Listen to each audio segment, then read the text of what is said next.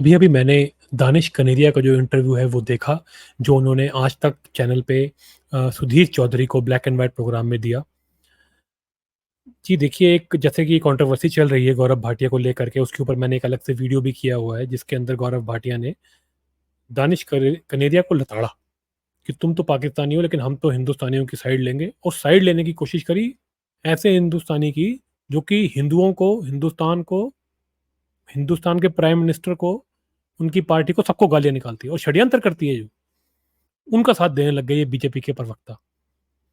तो ये गौरव भाटिया जी जो हैं बीजेपी के जो प्रवक्ता हैं, इनको लेकर के वो कंट्रोवर्सी चली हुई है। तो उसके बाद से जो है दानिश कनेरिया जो है वो न्यूज़ में आ गए थे, क्योंकि दानिश कनेरिया ने उस जर्नलिस्ट को आईना दिखाया था, और उस जर्नलिस्ट के बचाव में ये गौरव भाटिया बीजेपी के स्पोक्स पर्सन कूद पड़े थे। तो आज जब ये इंटरव्यू में सब कुछ हुआ, तो इस बात को साथ-साथ और भी बहुत सारी बातें खुल के सामने आ गई। कई चीज़ें थी जो कि दानिश कनेरिया अपने ट्वीट में इशारा तो कर रहे थे, लेकिन वो उन्होंने उस ट्वीट में लिखा नहीं था। लेकिन वो बहुत समय से उन बातों के बारे में बातें करते रहे हैं, इन इन बातों के बारे में ज़िक्र करते रहे हैं, तो उस बारे में भी बातें खुल के सामने आ गई।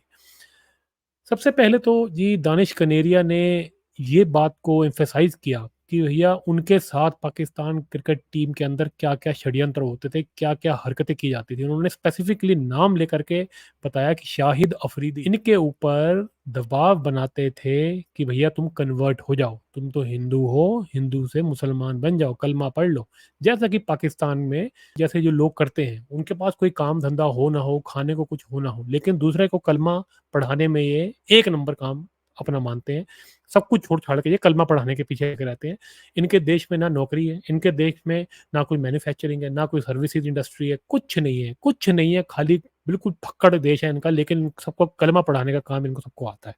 जैसे पता नहीं कलमा पढ़ के क्या हो जाएगा। तो दानिश कनेरिया ने ये बताया कि शाहिद अफरीदी सबसे गंदी हरकतें करता था पूरी टीम के अंदर इनके साथ, इसी बात को लेकर के कि तू कन्वर्ट हो जा। और उन्होंने ये भी बताया कि और भी प्लेयर्स जो हैं, वो उनके साथ यही हरकतें करते थे और वो कितने ज़्यादा परेशान और दुखी होते थे टीम के अंदर। देखिए, दानिश कनेरिया जो हैं, वो पाकिस्तान के पूरे इतिहास के अंदर चौथे नंबर के सबसे ज़्यादा विकेट लेने वाले खिलाड़ी थे। टेस्ट मैचेज़ में उनसे ज़्यादा विकेट किसी स्पिनर ने आज तक इतिहास में पाकिस्तान के लिए नहीं लिए हैं। लेकिन कभी भी आपने ये बात सुनी नहीं होगी कि दानिश कनेरिया का नाम कोई इनका जो एनालिस्ट है, वो ले रहा हो कभी किसी प्रोग्राम के अंदर। वो हमेशा मुश्ताक अहमद की बात करेंगे, इधर-उधर के खिलाड़ियों की बात करेंगे, सकलैन मुश्ताक की बातें करेंगे, लेकिन कभी भी उसकी बात नहीं करेंगे जिसने सबसे ज़्यादा विकेटें ली हुई हैं। 61 टेस्ट मैचों के अंदर 261 विकेटें हैं इसकी।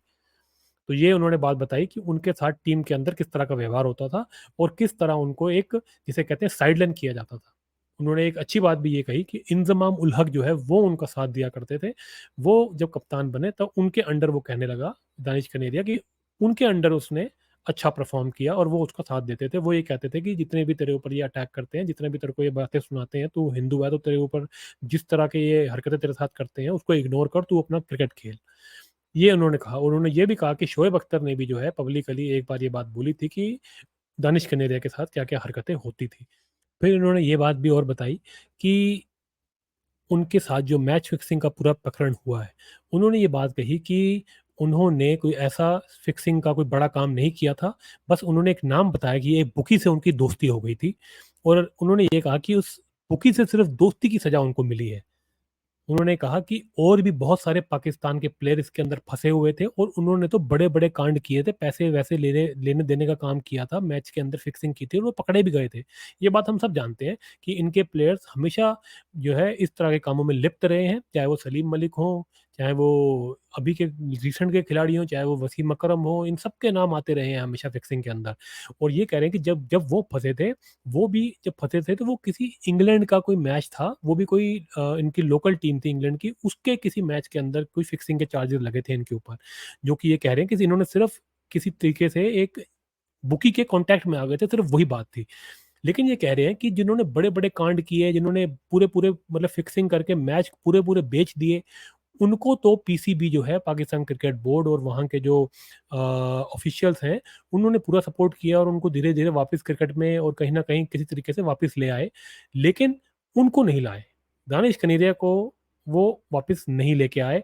उनको जो है आज भी बाहर रखा हुआ है। तो वो कहते हैं कि मैं तो बिल्कुल अच्छा परफ़ॉर्म कर रहा था और बिना किसी रीज़न के इन्होंने मेरा करियर जो है उसका सत्यानाश कर दिया। वो कहते हैं अगर वो इस तरह की हरकतों से बच जाते, मतलब अगर उनको वो सपोर्ट मिलता, टीम में उनके साथ ऐसी हरकतें नहीं होती और शायद अगर वो हिंदू ना होते, तो शायद वो उस टीम के कप्तान भी बन जाते और वो उनका रिकॉर्ड और भी बड़ा होता। लेकिन उन्होंने कहा कि उनको इस चीज़ का कोई मलाल नहीं है, वो सोचते भी नहीं है क्योंकि अपने धर्म के साथ वो कभी गद्दारी नहीं कर सकते, अपने धर्म को छोड़ने का तो सवाल ही नहीं उठता।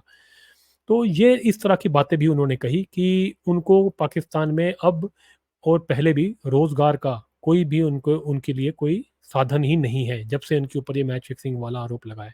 उन्होंने इस बात के बारे में प्राइम मिनिस्टर मोदी से भी दरख्वास्त करी कि वो उनकी हेल्प करें और इस पिछड़े में से उनको निकालें।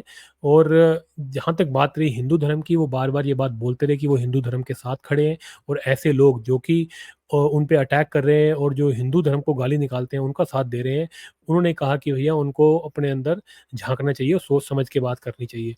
और उन्होंने यही बात करी कि वो हमेशा धर्म के साथ खड़े रहे हैं और धर्म का हमेशा प्रचार भी करते रहेंगे और कभी भी अपने धर्म के साथ जो है वो कभी भी कॉम्प्रोमाइज़ नहीं करेंगे। तो इस तरह की बात आज दानिश कनेरिया ने अपने इंटरव्यू में करी। बहुत ही दुःख हुआ उनकी बातें सुनकर कि उनके साथ किस तरह का व्यवहार किया गया पाकिस्तान टीम के अंदर होते हुए, किस तरह उनको बार-बार प्रताड़ित किया जाता था, तंग किया जाता था। इस बात के बार-बार उनको फ़ोर्स किया जाता था कि वो कन्वर्ट हो जाएँ, हिंदू धर्म को छोड़ दें, लेकिन उन्होंने कहा वो कभी भी इस मामले में कभी भी उन्होंने इस बात को नहीं माना और वो ये सब सुनते रहते थे, एक कान से सुनते थे, दूसरे से निकालते थे और कोशिश करते थे अपने क्रिकेट पे फ़ोकस करते रहें। तो इस बात के लिए दानिश कनेरिया को बहुत-बहुत साधुवाद, उनकी लड़ाई को बहुत-बहुत साधुवाद। पूरा हिंदुस्तान उनके साथ खड़ा है और जो लोग हिंदुस्तान के यहाँ पे जो बड़ी पार्टी के जो नेता हैं, जो कि पार्टी के प्रवक्ता होने के बावजूद भी उनको गालियाँ दे रहे हैं, उनको उनके खिलाफ बातें कर रहे हैं और जिहादियों की साइड पे खड़े हैं, उनको बहुत शर्म आनी चाहिए कि ऐसे व्यक्ति के तुम साथ नहीं खड़े। और हम सब जो है दानिश कनेरिया का समर्थन दें और बीजेपी के ऊपर प्रेशर बनाएँ कि जो ये प्रवक्ता हैं गौरव भाटिया, उनके ऊपर एक्शन लिया जाए। चलिए, अगर आपको ये वीडियो अच्छा लगे तो इसको लाइक, शेयर, सब्सक्राइब करना ना भूलें। मिलते हैं आपसे अगली वीडियो में।